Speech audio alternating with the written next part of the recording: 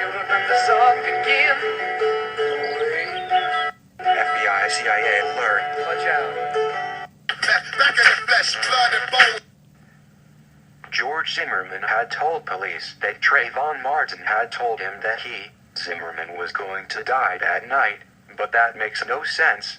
Not in any conceivable scenario would Trayvon Martin, a 17-year-old kid with candy, a fruity iced tea and a girl on the phone, have said those 5 words to George Zimmerman, "You're gonna die tonight," but because those 5 words have in fact come out of Zimmerman's mouth loud enough for ear witnesses to possibly have heard them, George Zimmerman had to blame those words on Trayvon Martin to cover up his own evil words. Trayvon Martin now had to stand his ground and fight for his life. He couldn't have outran a bullet in a vengeful killer's point-blank gun. Trayvon had just been told that he was going to die that night, so in fear and terror, he grabbed the arm of Zimmerman that had the gun pointing at him. This was an attempt to control the gun away from his chest. Zimmerman was getting his ass beat while struggling not to lose his grip on his gun. This made George Zimmerman even 10 times madder. Trayvon was fighting to hold the gun's nozzle and point it away from his chest. Alright, what is your There's gunshots. You just heard gunshots? Yes. Trayvon Martin began screaming in sheer terror, "Help! Help me!" Trayvon Martin was fighting for his life and he realized Zimmerman was pure evil and extremely pissed and determined to render his own twisted form of justice. George Zimmerman told the 911 operator that, "These assholes always get away. Send a police car, hurry. He's running." George Zimmerman then chased after him with a gun. Assuming he was an asshole that was trying to get away, and police were already en route, George Zimmerman was determined to not let this asshole get away. He was not going to greet the cops that were en route with the story that the suspect had once again gotten away. George Zimmerman caught and tried to subdue Trayvon Martin, and he even told him, "You're going to die tonight."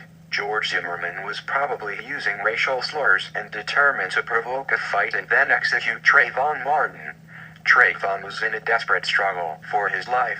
Zimmerman had told Trayvon Martin that he was going to die that night, and George Zimmerman said it loud enough for ear witnesses to have heard it. This is why he attributed those words to Trayvon Martin. It was Trayvon Martin screaming, fighting and in fear of death as George Zimmerman fought to point the gun at his chest and pull the trigger.